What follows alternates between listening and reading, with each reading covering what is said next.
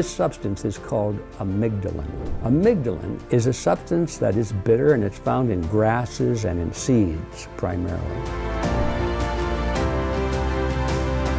People eat apricot seeds loaded with amygdalin.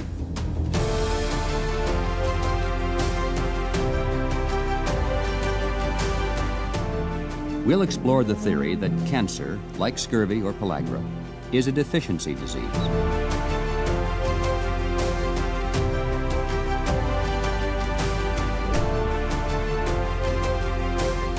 Do we have to have a cartel running our government?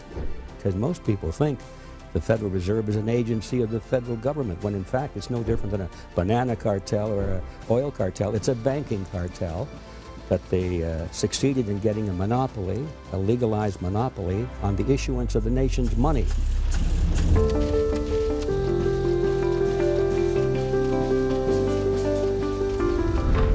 After the money is printed, it is placed in circulation by member banks of the Federal Reserve Bank. There are 12 Federal Reserve districts throughout the country.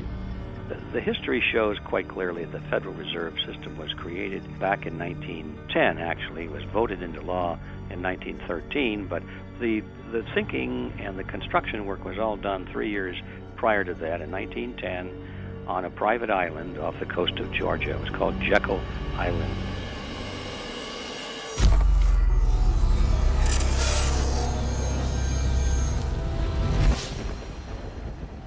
This is your last chance.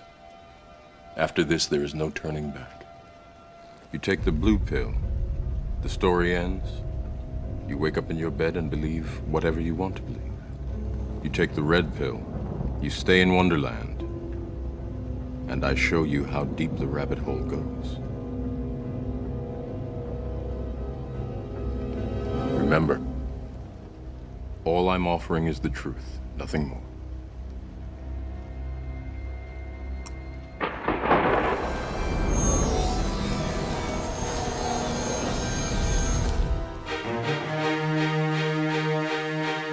Are we going to have a Red Pill Expo this year? And the answer is yes, we are. And if you don't know about it, well, just go online and look it up, redpillexpo.org.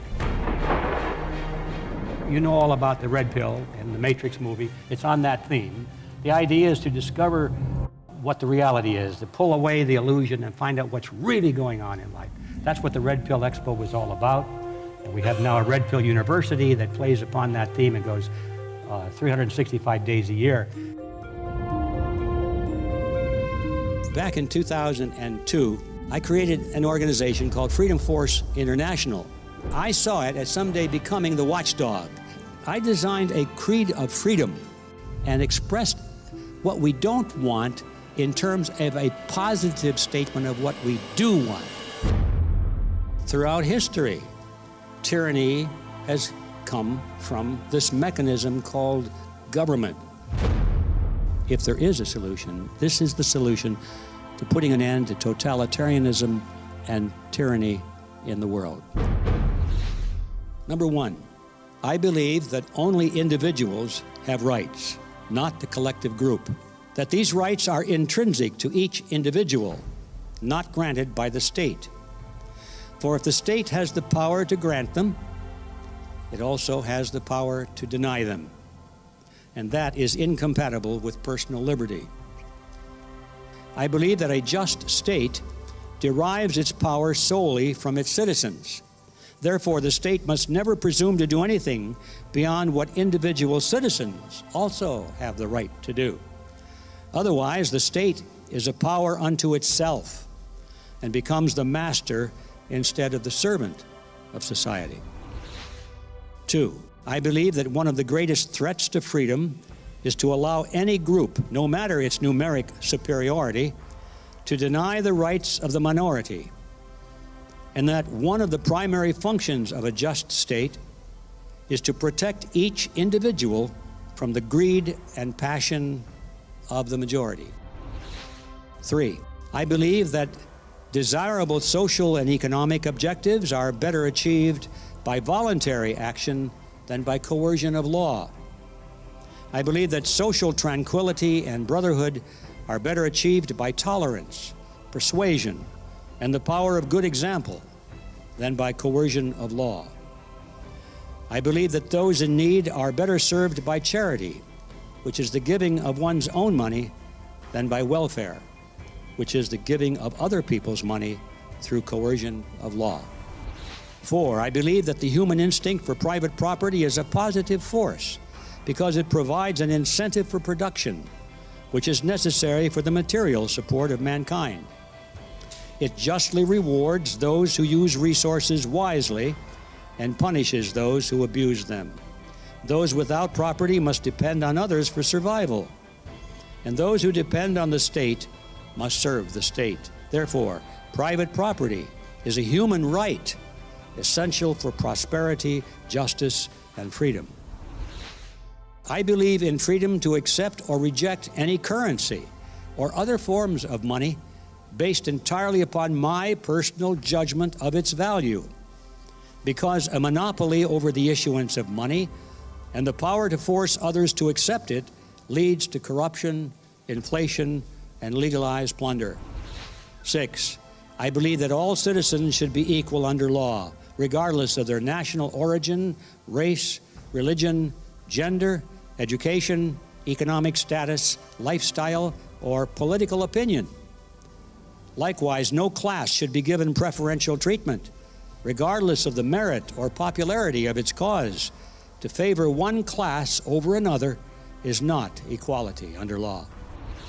7, I believe that leadership is a natural outgrowth of human dynamics and is essential for social order and large-scale tasks. However, there are 2 types of leadership. One is based on coercion and decree, found in military organizations and totalitarian political systems. The other is based on persuasion and good example, found in voluntary organizations and free political systems. We must evaluate leaders not only on their stated goals, but on which type of leadership they offer. Their goals may be admirable, but how they pursue those goals may be tyranny. All modern totalitarian systems have a great leader who claims to represent the best interests of the people, but who is in reality merely a dictator. Truly great political leaders do not follow that path.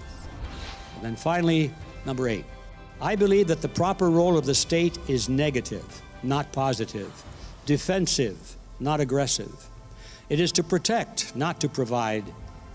For if the state is granted the power to provide for some, it must also be able to take from others. And that always leads to legalized plunder and loss of freedom. If the state is powerful enough to give us everything we want, it also will be powerful enough to take from us everything we have. Therefore, the proper function of the state is to protect the lives, liberty, and property of its citizens, nothing more. That state is best, which governs least. Thank you for listening.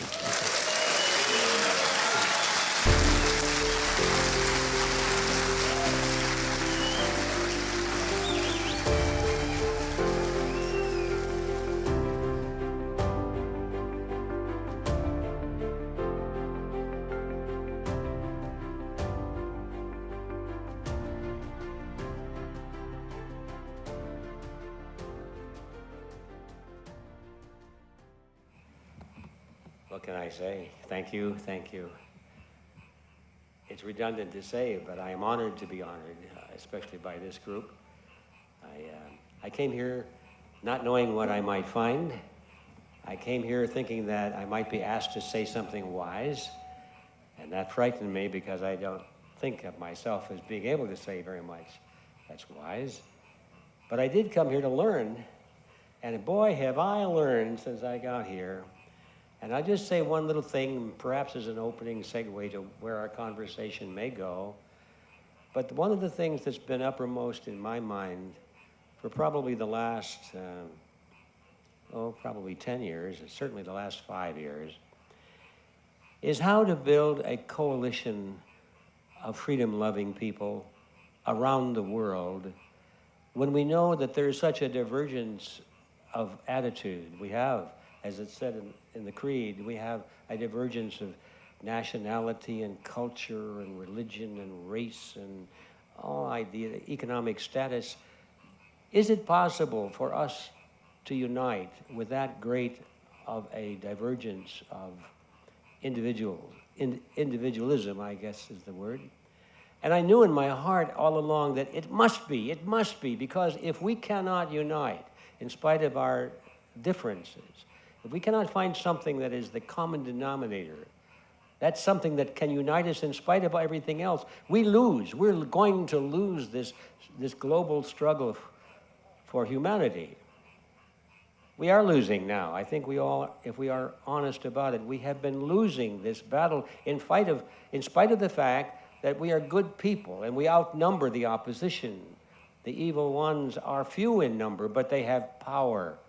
They have captured control of the power centers of society. By that I mean the political apparatuses of most countries. They captured the media, the schools, the educational system. They've captured the healthcare system. Everything that one would consider to be a source to which you would look for leadership, they're there. I discovered a long time ago that that was no accident, as you might imagine. I started to read the textbooks of some of these people, some of these dictators and world rulers. I started off by reading the works of Karl Marx. I guess many people have started there because they're curious about this thing called communism, world communism. And I even went and hung out in a communist bookshop for quite a while. It was called the People's Bookshop down in Larchmont Street in Los Angeles. And I went to some of the study groups, they called them, hung out with the comrades and asked them questions. They thought they had a real live wire here. They thought they were going to recruit me. And who knows, they might have, because I discovered right away that the mystique of communism was built around the power of their slogans. They're great slogans, you know. From each according to his ability, to each according to his need. What's wrong with that?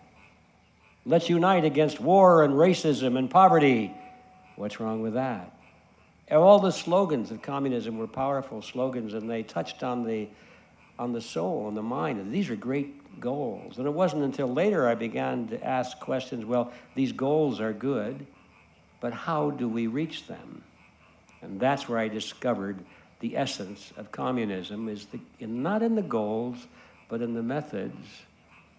And then I started to read things by others, such as Mein Kampf by Adolf Hitler, and I thought, you know, I think I read this somewhere before.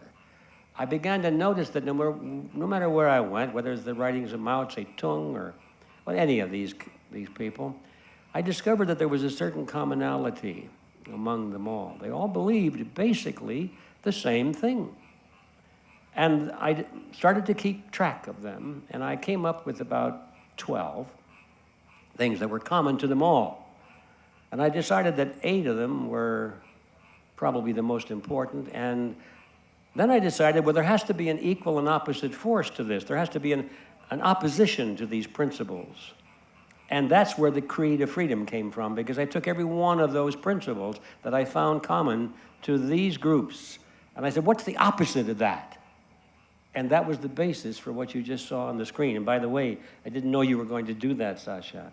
I'm so grateful that you did, because I've been thinking all day today, you know, if I ever have a chance to say anything up here meaningful or wise, I better not forget the Creed of Freedom. Well, it's all done, you see. So this thing that I discovered has a name, and it's called collectivism. I didn't know the name. But I discovered that the word collectivism was commonly used among the political thinkers of the last century. Some of the old books, you go into them, and especially you find them in Marx, and you find them in Hitler, and all of the collectivists. They use the word collectivism freely, and then they also use the word for the opposite philosophy, which I had never heard of before until I found it in their books. The opposite is called individualism. And I thought, isn't that interesting? Because those words really describe in essence what it is that's going on in the world. It describes our opponent And I thought, you know, I think I've discovered our common enemy. I think I've found that common ingredient that we do have in common among us, regardless of all of these other differences. And that is that we are individualists, if we knew it, if we only knew it. We are individualists. And so I began to come up with these ideas. And of course, the biggest of these all, and I'll just mention this and dump it back here where it should be in the beginning. But the idea of collectivism is, that the word suggests, that the group is more important than the individual. That the individual must be sacrificed, if necessary, for the greater good of the greater number. That's the foundation of it, you see. I studied that in school. I learned it in school. And I thought it was wonderful. What is wrong with the greater good of the greater number? Until I found out the method by which they were choosing to make the greater good of the greater number was to sacrifice the individual freedom. You will do this. Reminds me of the old joke of the communists in the park on this soapbox saying, "Comrades, come the revolution. We will all eat peaches and cream." And one little guy in the back row raised his hand and says, "But I don't like peaches and cream." And the communist thought for a minute and says, "Comrade, come the revolution, you will like peaches and cream."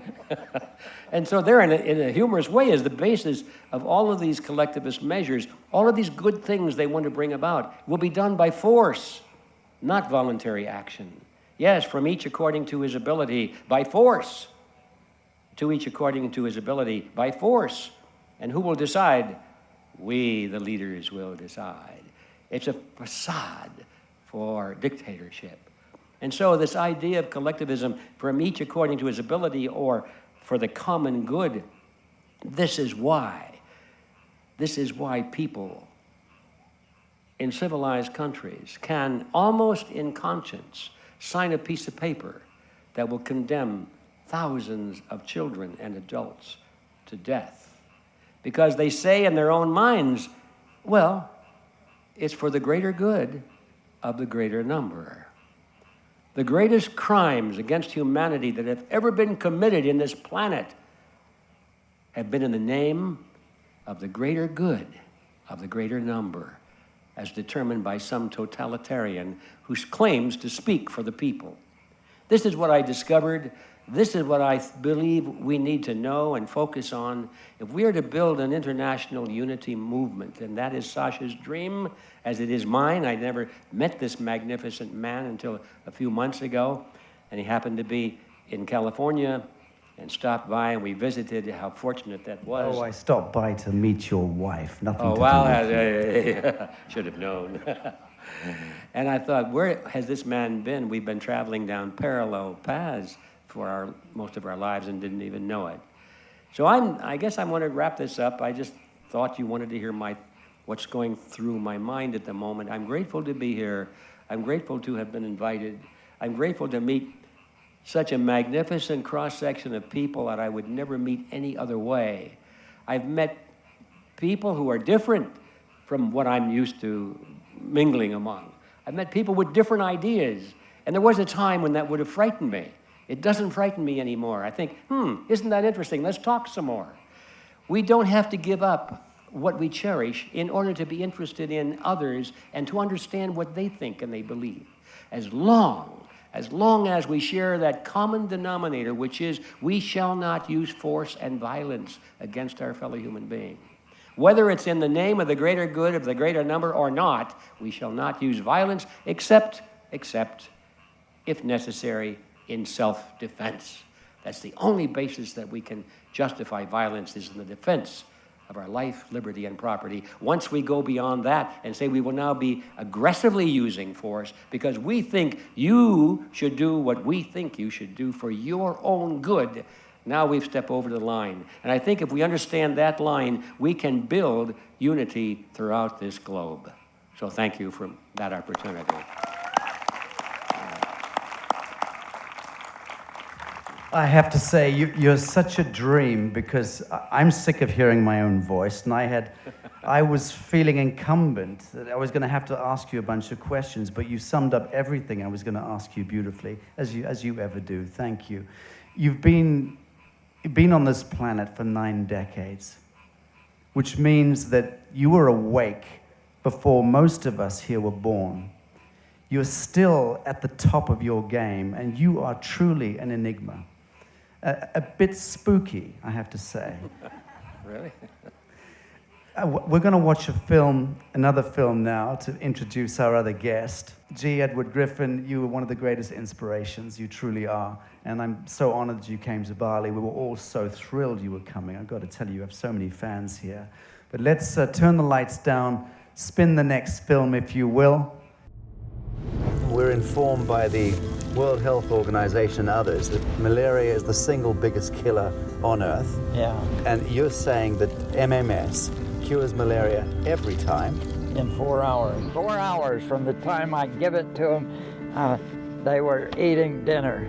Why was it never adopted by the pharmaceutical industries and the health ministries of the world who are mandated to heal human conditions? You gotta be kidding.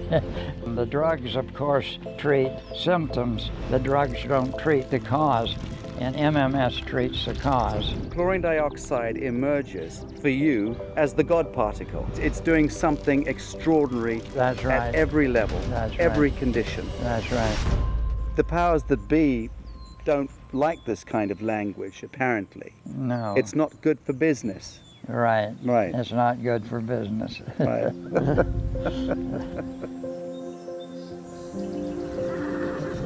Jim, I've really wanted to get together with you for a long time. I'm talking about well over a decade. And I've wanted to hear from the horse's mouth the genesis of the extraordinary story behind MMS. Well,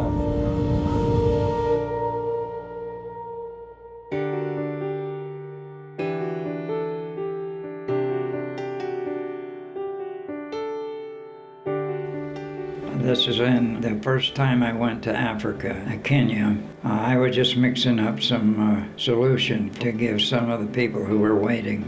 I was working with some of the people who had arrived from the local areas. This is Uganda, and this is the headwaters of the Nile. This is a picture of a magazine just about the malaria solution and how to use it. That was a picture that I made in Africa, where I had it in the local Inventors magazine. This is a picture of me and several other people in Malawi. This is a picture of me in a prison in Malawi. This is where I am showing the prison male nurses how to mix MMS.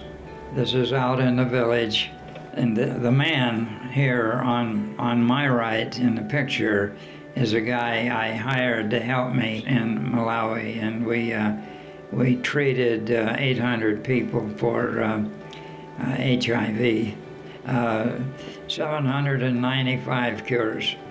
This is a family in South Africa. I trained using MMS, and the lady that you see is the lady who did prayers. People like to hear her pray. She treated people separately in South Africa. This is me in Malawi, the last time I was there. I'm holding up a bottle of MMS, I think. This is me treating a little kid when his mother brought him in. Just a bunch of the kids coming to see what I can do for them. I got along really well with the kids. They got along well with me. The people on both sides of me there, the two guys, they took over, and they treated actually literally thousands of people after we left. I might mention that I got a couple of standing ovations in that speech. This is in Spain. I was staying with Andreas Kalker, and we made a lot of videos together on MMS at the time.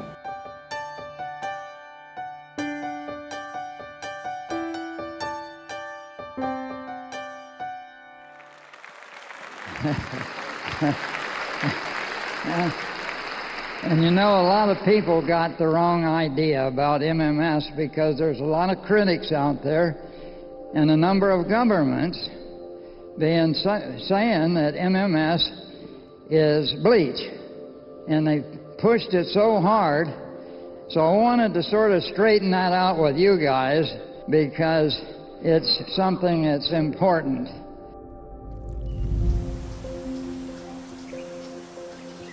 And Jim, in 1996, I understand, was when you were on a gold mining expedition in South America. Right. And that was where you discovered the miracle of sodium chloride. Yeah, well, several of my men, a couple of my men, had come down with malaria. And we didn't have any malaria drugs at the time. And I asked the guys, would you like to try a health drink from America? It might help you. And they said, they were willing to try anything.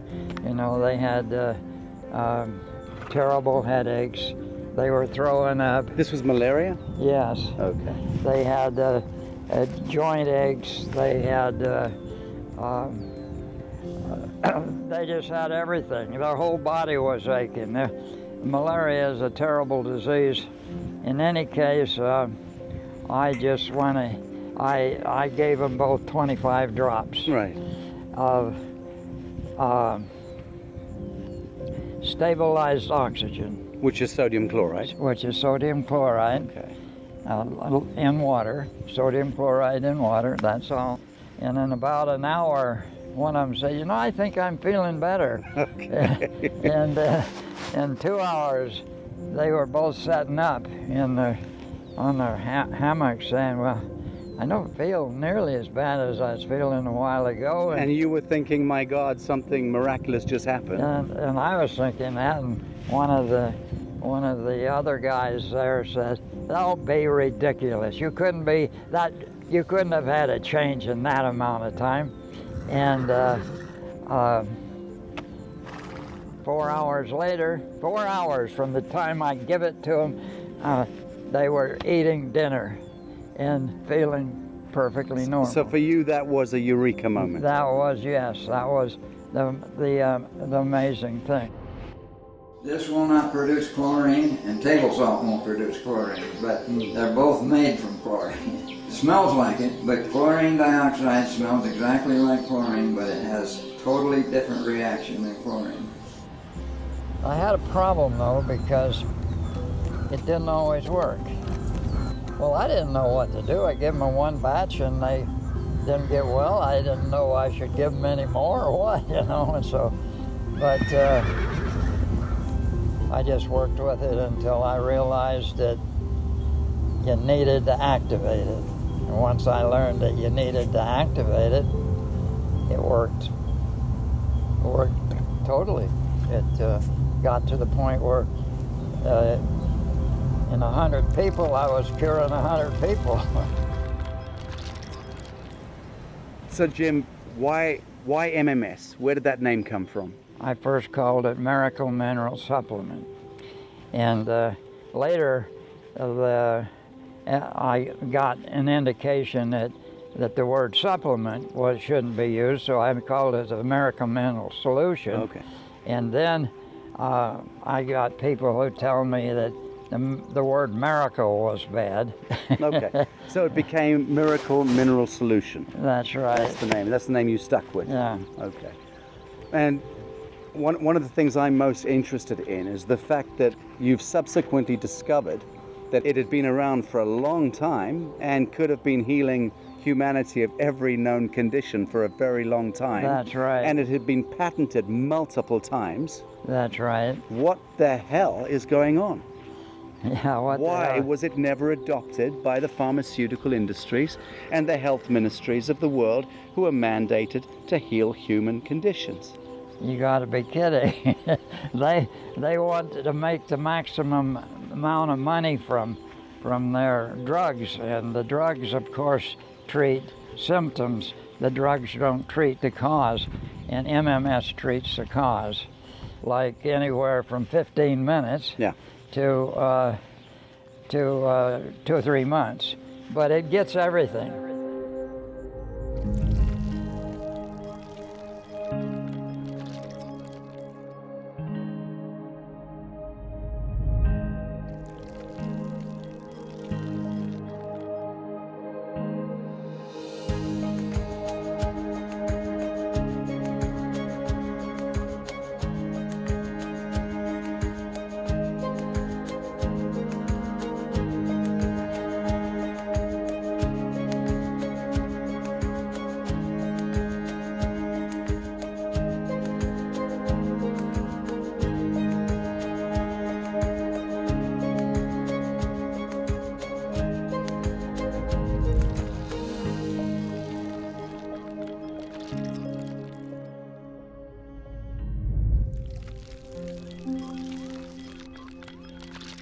I'm Archbishop Jim Humble of the Genesis 2 Church of Health and Healing.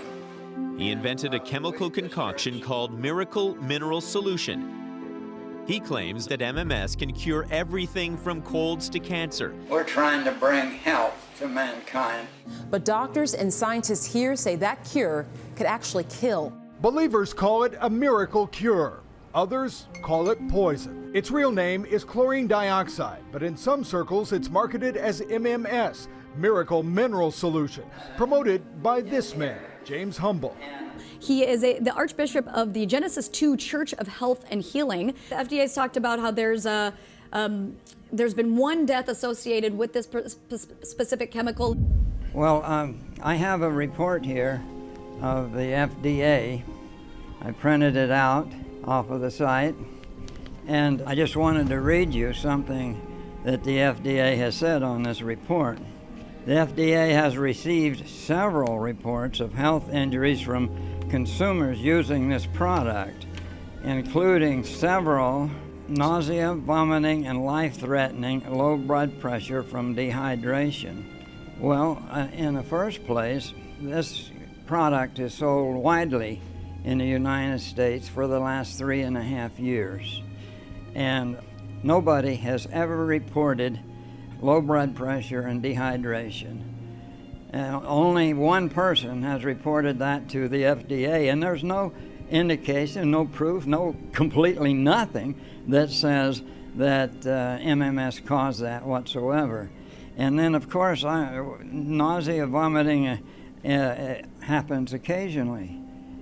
What they're saying is several people, that's all it says, just several people have reported a stomach ache. That's the most that has been reported to the FDA at this point in time.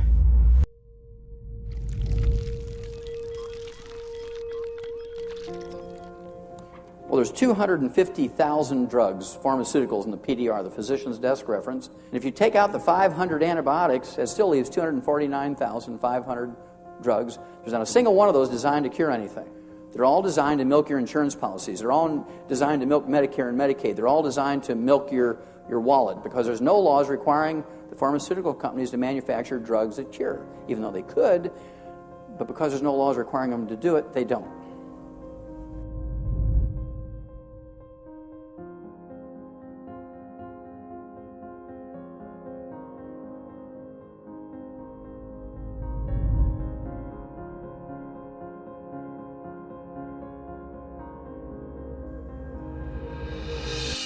Serious side effects may happen, including pancreatitis. Common side effects are nausea, diarrhea, vomiting, decreased appetite, chest pain, shortness of breath, diarrhea, severe stomach pain or tenderness, tiredness, loss of appetite, stomach pain, and bleeding or bruising more easily than normal, aggression, hostility, agitation, depressed mood, dizziness, cough, vomiting, weakness, or ankle swelling. Other side effects include gas, stomach area pain, sleepwalking, or allergic and skin reactions, which can be life-threatening. Blood clots that can lead to death have also occurred. Extreme fatigue, constipation, excessive thirst or urine, swollen ankles, loss of appetite, rash, itching, headache, confusion, hallucination, infections, tiredness, nausea, sore mouth, abnormalities in liver blood tests, diarrhea, hair thinning or loss, vomiting, rash, and loss of appetite.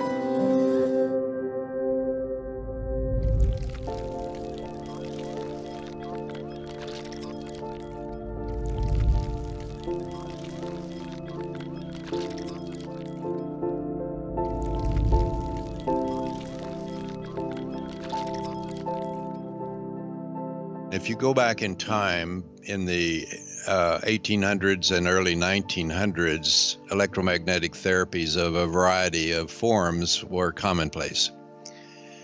But that changed in about 1910 when Andrew Carnegie and John D. Rockefeller decided to become the major investors in the pharmaceutical industry. And so they had a report written called the Flexner Report, which they then took to Congress. At that time, there were, I think, 13 homeopathic medical schools in this country, and again, most physicians were using some sort of electromagnetic therapies. Well, the Flexner Report got Congress to forbid the use of any federal money for anyone who said there was energy in the body. So that closed the 13 homeopathic medical schools, and then any physician who was using an electronic device to treat patients got put in jail. Well, that sent a pretty much of a chilling effect, and that's how our country stopped looking at energy in the body. No other industry is more controlled than the practice of medicine.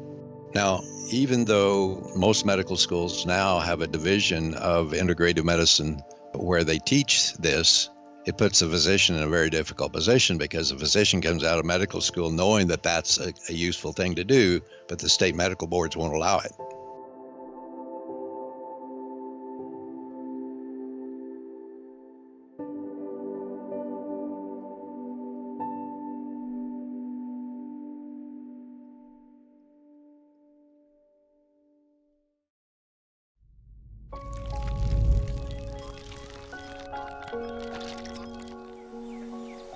So let's get this in context.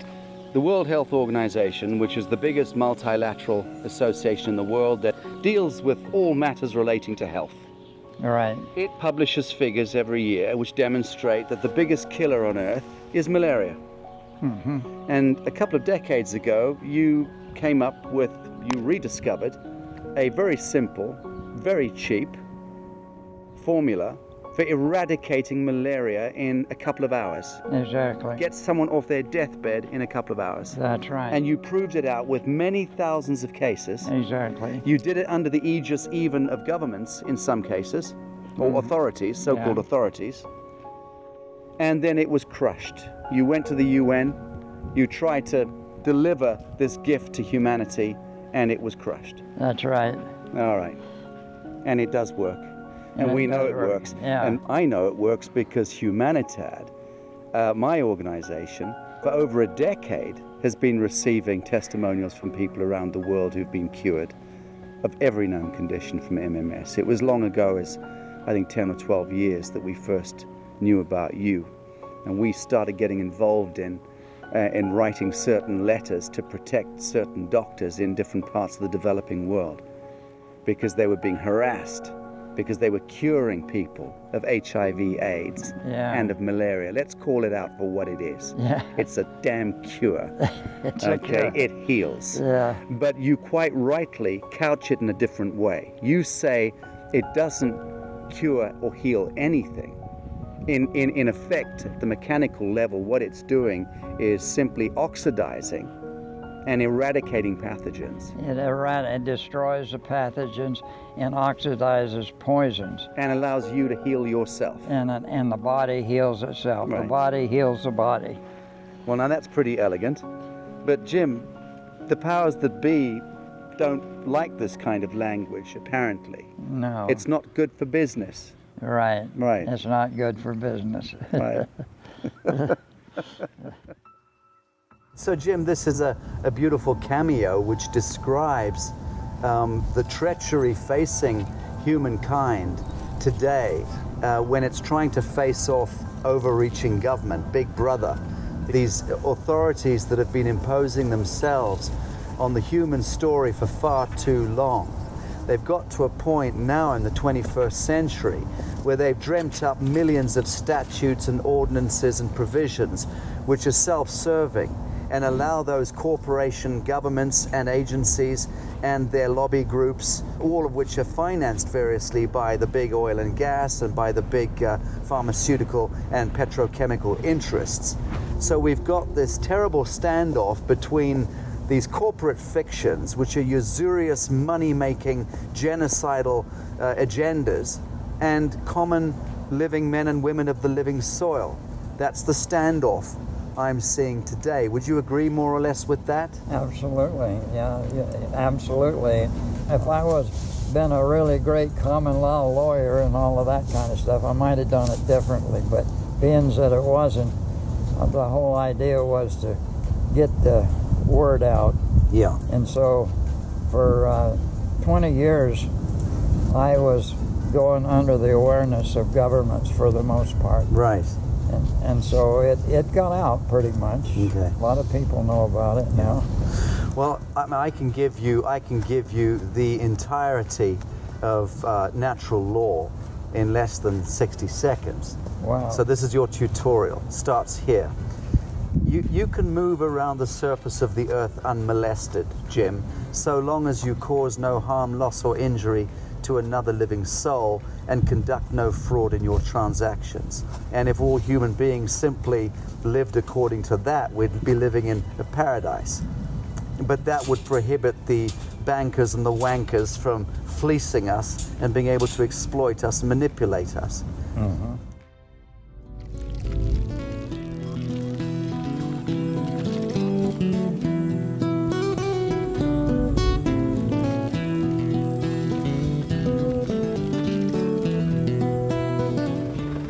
My name is Klaas Proesmans.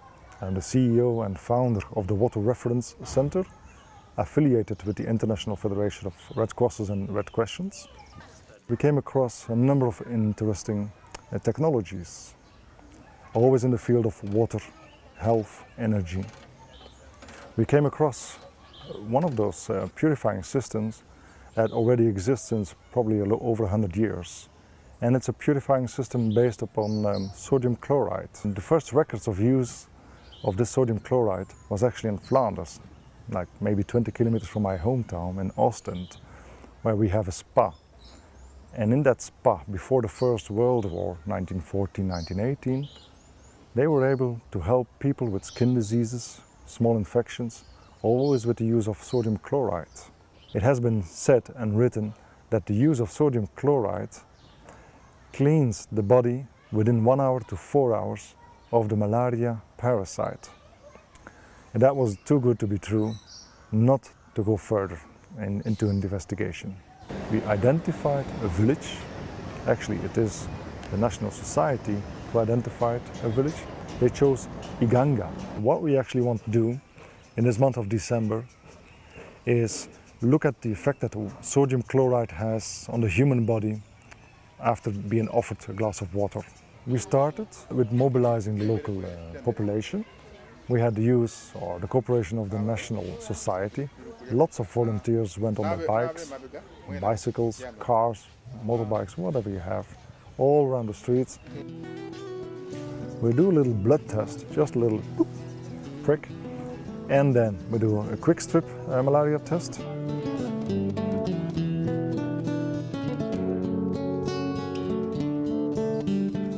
Positive ones are being sent to the lab for a thoroughly under the microscope test.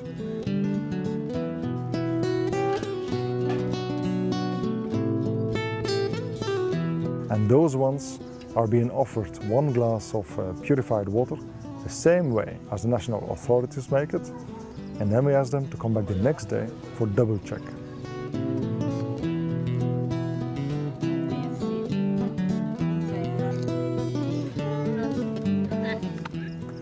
The next day, early in the morning, I think when we arrived at the hospital that we identified, there must have been like 200 fresh new patients already.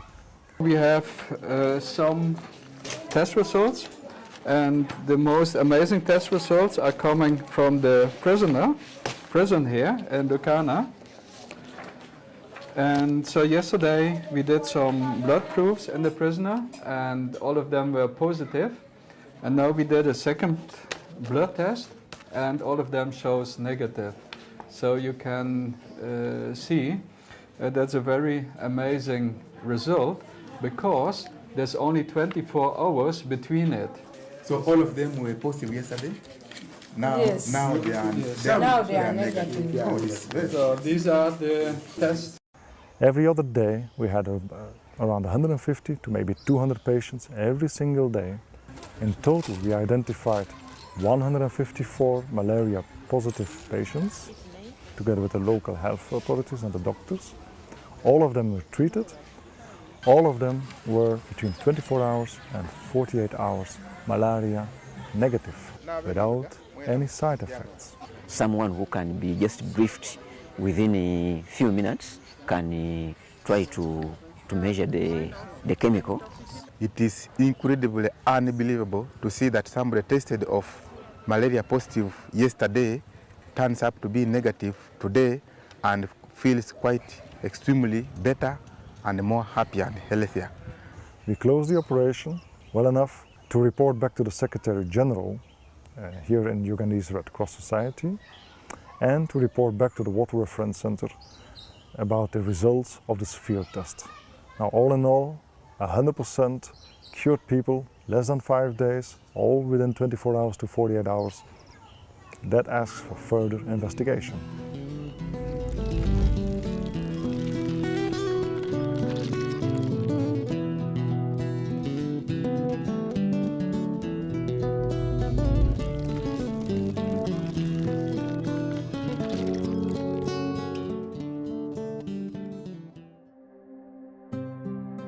You've heard the expression that you're never a prophet in your own home. Yeah. Right. That's probably got a bit of a meaning for you. Yeah, that's true. How has your mission been received over the years by your family? Not at all. My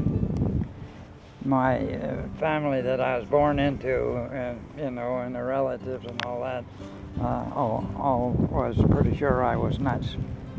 It took them a few years to get used to me after they were born. Have they warmed to you over the years? Yeah, they have. I'd say that's a success. 50%. I wanted to ask you about the happiest time of your life. When was the happiest time of your life? Or when, perhaps it's now? Yeah, I would say now is the main time because I'm doing what I came to do. And it took me a few years to get that pretty much in mind, but it's been in mind for maybe 50 years, you know. I've been thinking about it and realizing that eventually it was going to happen. And now it's happening with people like you. An obvious question. The Great Spirit, the Divine, the Godhead. I'm interested to know a little bit about your connection, your sense of religiosity or spirituality. Well, I have to say that mine is a little bit different than most. I believe that all life is a manifestation of God. And God, the whole of God, not part of God, but the whole of God is here and here. And the whole of God is playing the game from this level in this case, and playing the game from that level in that case. And the most important thing I think that people have a mistake with is they don't believe they're God. That's the whole problem. Okay, so we're talking about, this is what brings you and me together, the actualization of self, full self-accountability in this world, stepping into your skin and owning your divinity. Yes, exactly. Right. Until we take responsibility for it, until we take responsibility for having created all of this, it isn't going to be handled. As long as we say somebody else done it, it ain't going to get done. Okay. We've got to accept it ourselves. And curiously, that worldview of yours is commensurate with the most advanced quantum mechanics, because that teaches us that we do affect the outcomes by simply placing attention on things, but mostly we don't own it. And so circumstance prevails and the world ends up being completely maligned and fashioned into the vision of greedy and ruthless minds and hearts. But when humans can step into that sovereign space, as you suggest, and recognize that we are an extension of the divine, then we can actually project that beautiful vision into the field and manifest heaven on earth. Except you say it just a little bit different than I'd say it. Well, I would say we are the divine. We aren't an extension of the divine. You're more of a puritanical than I am. What is your view of humanity? What is your most reductive view of the human family from your vantage point? Well, I think at one time, humanity was, the human was the greatest race in the galaxy, maybe in the universe, but at least in the galaxy. And it lost its way. And now we gotta find our way back. We lost our way, Jim, or we dived into the void knowing that we were going to participate in a great cosmic experiment and one day be rejoined to the Great Spirit, as I believe we are today. The point of it is that other races, like the alligator race and other races, has been involved in bringing mankind down.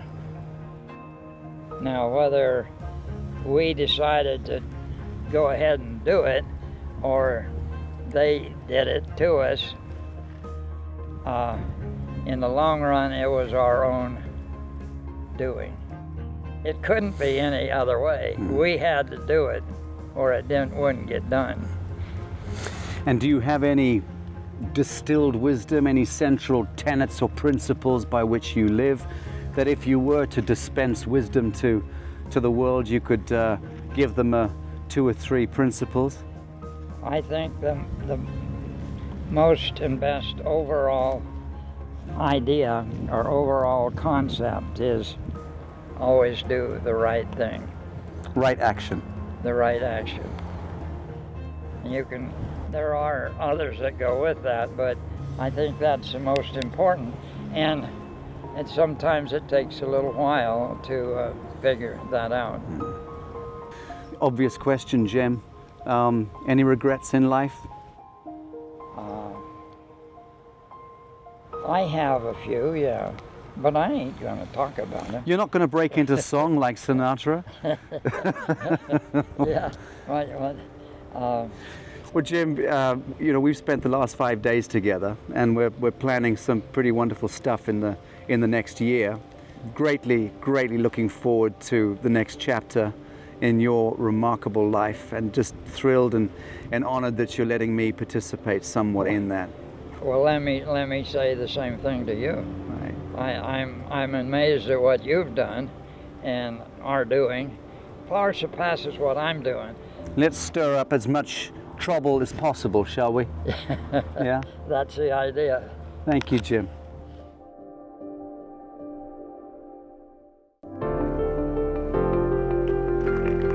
Friends, please stand for the legend that is Jim Humble. Carrie, please bring him up.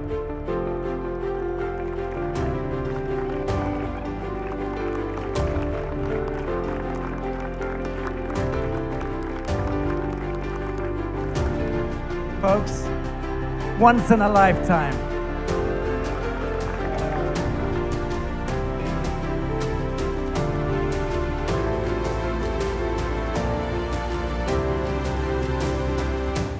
We have 5 minutes, my stage director tells me, or I get rocks thrown at the head.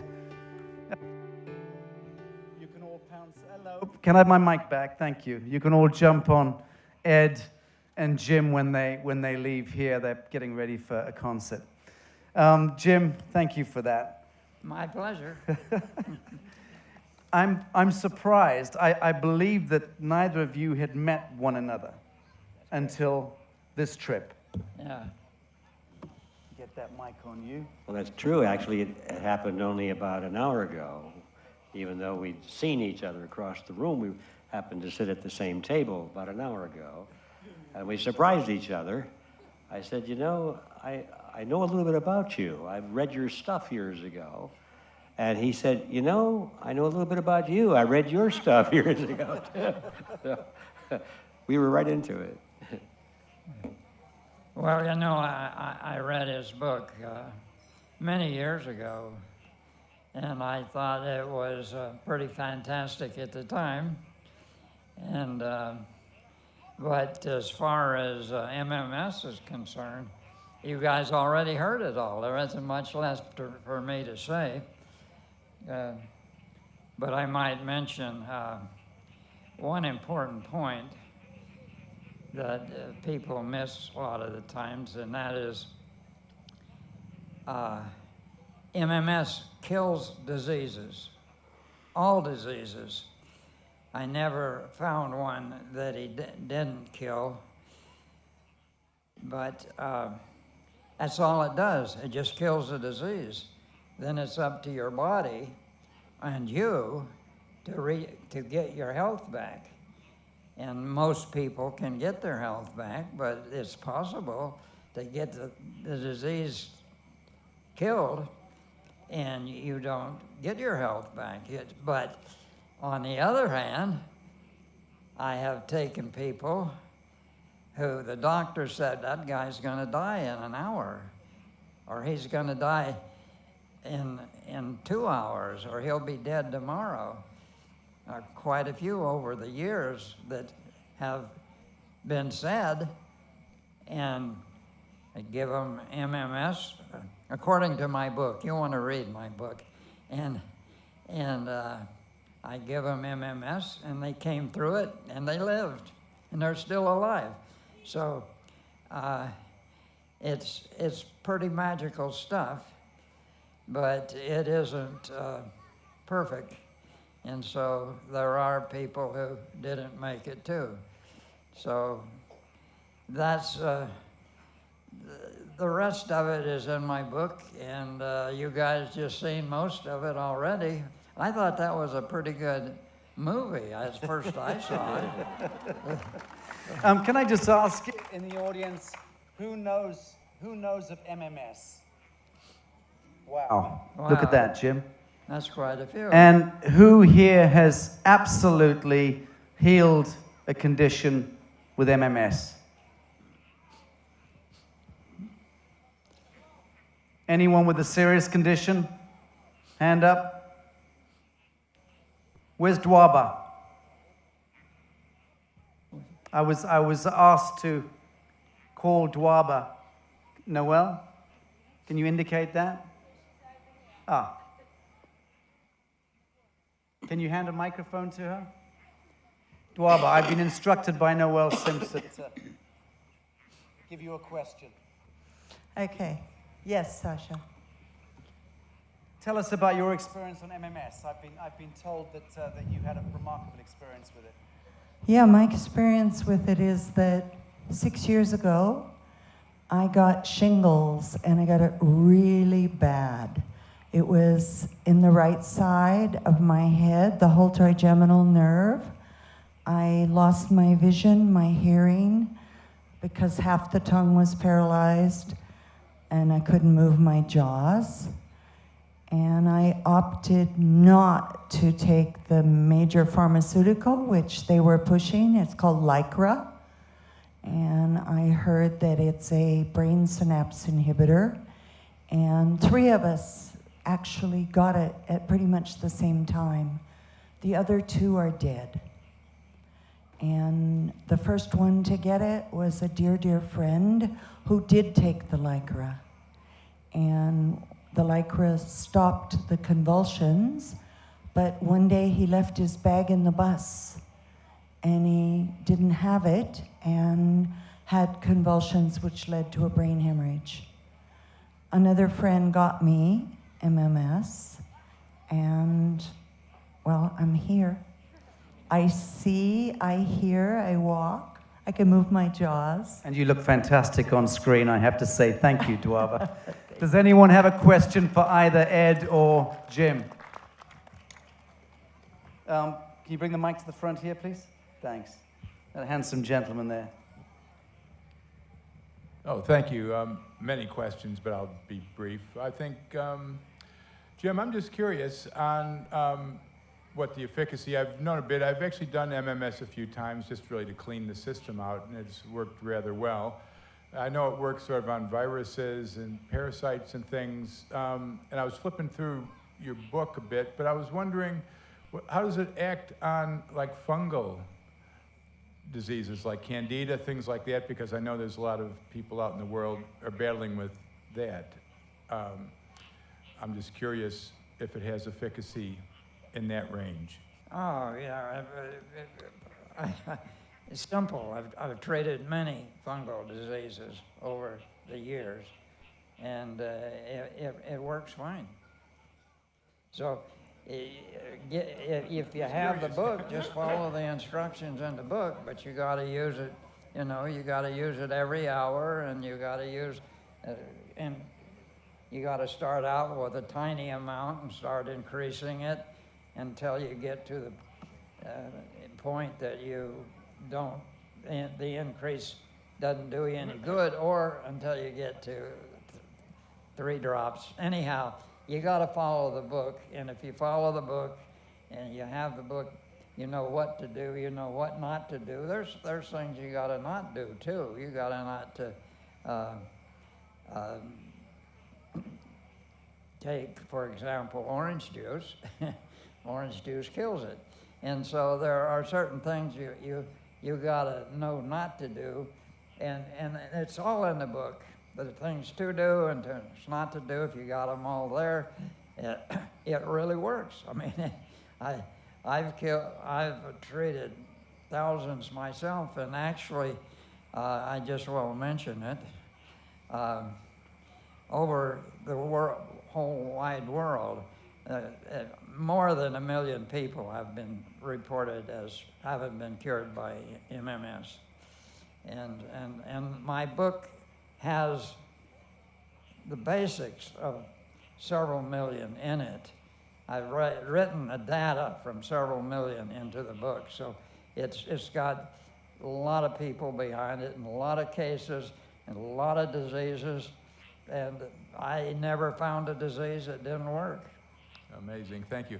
Could I get a quick question into Ed? Please do, get one into Ed. Yeah, just real quick. One of my best longtime friends, Paul Mitchell, he wrote the Federal Zone, Cracking the Code of Internal Revenue, and he got a year of diesel therapy for his judicial activism. And what's a year of diesel therapy? When they put you in federal prison and move you every couple days and lose all your papers, and Paul could rewrite his like 20-page briefs because he's like a savant.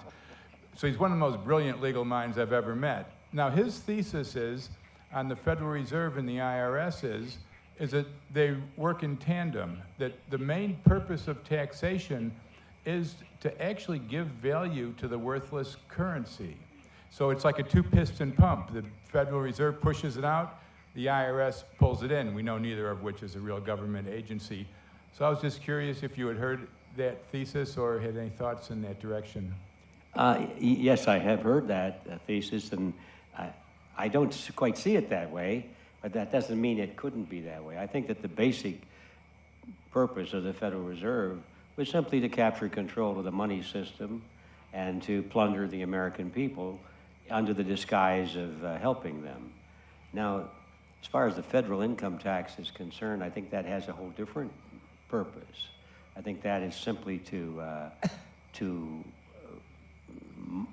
engineer society. In fact, the originators of the federal income tax actually said that. I can't remember Rummel, I think was his name, was attached to one of the Federal Reserve banks or regions who was actually instrumental in designing the withholding tax process. So it was into the whole theoretical side of setting up income taxes. And he wrote a white paper, which I quoted in my book. Maybe those of you who've read my book remember it. He said, look, he said, now that we have the Federal Reserve System in place, we don't have to have taxes anymore. We just create the money that we need. And he said, so why would we have taxes? And he said, the answer is so we can engineer society. So we can take from our enemies and reward our friends, and we can finance those things that we favor to see happen in society and deny the funding to those developments that we do not want to see happening. And he said, that is the purpose of the income tax, and therefore we shall keep it forever. So that's, I kind of believe that he knew what he was talking about. That's brilliant. Thank you, because as we know, then under Reagan, the Grace Commission, they showed that all the federal income tax goes just to service the interest on the Federal Reserve loans, which are created. So, but thank you for that. I think Ed was the man, the icon who really disclosed that to all of us decades ago with the creature from Jekyll Island. Yes, and this may be a little more esoteric than most people are interested in, but it's a fact, nevertheless, that the interest paid by the federal government to the Federal Reserve System is minuscule. It's not where the body is buried. People get, oh, they're paying interest on these loans to the Federal Reserve System. Isn't that terrible? Yeah, but when do you see what real action is? And people do not realize that according to the Federal Reserve Charter, that all of this huge money that is owed to the Federal Reserve and paid to the Federal Reserve by the federal government on the national debt, and it's huge, it can only be used to pay for the operating expenses of the Federal Reserve System, and then all of the rest is returned back to the federal government, as though it were a great act of charity. And everybody said, isn't that nice? So, now, granted that the operational expenses of the Federal Reserve System are humongous. I mean, wouldn't you like to have the taxpayers pay, if you were a cartel, as the Federal Reserve is, wouldn't you like to have the taxpayers paying all of your overhead for you? But the interest on the national debt is not where the action is. The real action is at the local bank levels, the members of the Federal Reserve System cartel. They are given legal privileges to plunder the American people by charging interest on loans that are created out of literally nothing except the debt. So the whole game boils down to collecting interest on nothing, which isn't a bad business model. And that's where the action is. And a lot of times people get all excited about, oh, look, the Federal Reserve is making all this money on the interest, and that's just kind of a decoy to the real action. Thank you. Ed, you're going to be chairing the Red Pill Powwow in a day or two from now. I'm not sure, is that tomorrow or the next day? Anyone know? 2 days from now, the Red Pill Powwow. So you're going to get a lot of Q&A at that time. Okay. We're going to wind up now, but before we do, I want to present something to Jim Humble. In point of fact, I got that the wrong way around. I think Jim Humble wishes to present this to you and to the world at large. And I've got to tell you, for the last 6 months or so, my deputy, Connie Broussard, my Texan gun-wielding Texan bootlegger, beautiful creature there. Put your hand up. That's Connie. Connie and I have been working on this with Carrie and Jim to get this ready for release. This could not be more exciting. This is called The Solution, Overcoming Disease. It's the ultimate book by Jim Humble. We've published the limited edition here, Jim. That's the first one. Well, that looks like a good book. Well, I can tell you that this book is groundbreaking in every sense of the word, and I'm going to tell you why. Because it contains in it, and listen carefully, I know I have a bit of hyperbole at the best of times, but often for good reason. This is one of those good reasons.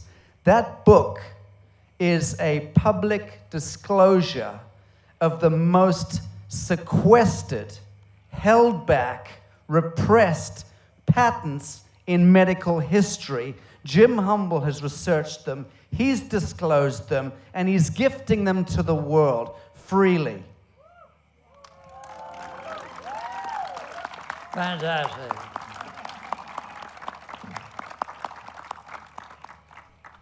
Well, you know, the whole idea behind this book is a dream I started with several years ago, and that is a way of getting the information out to the public without going through the various different agencies of the government and the private companies that stop things like this. And there's a lot of them that do it, and the government does it. But I can give it to a number of different friends and guys I know around the country and guys that I'll find around the country, and I can say to them, send it out by email. And they send it out by email, and it don't go through the government, and it don't go through the guys that are going to read it and try to stop it and that sort of thing. In essence, I've been doing that very thing for the last 20 years or so, and it worked quite a bit because I got it out to a lot of people all over the world, the information. Now this is a book, and it's got a lot more information in it. It's really got the proof in it. And the proof is the government has it. For example, patents. It's got a list of 40 patents that's been approved by the government of using MMS, chlorine dioxide, to cure diseases. Now I got 40 listed in here, but there's hundreds of them actually in the government patent office. So there's proof there because you can't get a patent unless it works. And so that's proof, but there's other, you've seen it in the movie, there was the, well, it was a company that was curing disease, so that's about the best I can say right now. In any case, the proof of companies that's been selling MMS, different names, but stuff that really works, they've been selling it for the last 20, 30 years.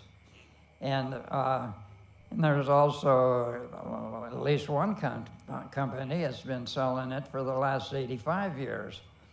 And it cured quite a few diseases, but they didn't understand the need for using it hourly. So they didn't cure most of the diseases, but they helped most of them. They got better. And so thousands of people used it in the last 80 years in the United States. So there's a lot of proof in this book, a whole lot more than just what I just mentioned. There's a lot of proof that MMS works to cure diseases. And I think the point here is that this book heralds the death knell to a quadrillion-dollar global pharmaceutical machine, which has evolved, certainly, if it wasn't begun with that intention, it certainly evolved into a genocidal machine. And I urge each one of you that wants to get hold of a book, get it from Noel. Would you stand up? Thank you. Noel will help to hostess that to Jim for his signature. Guichet, spin the media anytime you like. This is going to be a countdown. It's symbolic. We're doing it for the film that's going to be released in about a month from now to the world, so that the world knows that no one asked for permission here, but treatments, cures for most, if not all, human ailments can, should, and must be handled by ourselves as living men and women of the living soil, in our homes, in our gardens. Jim Humble, G. Edward Griffin, true legends amongst us. Thank you. Thank you, guys. Okay. Wow. And we need to stand for this. There you go, Jim. Turn around. Have a look there. This is the release of Jim Humble's book, Scream on Zero, please. Free to the world.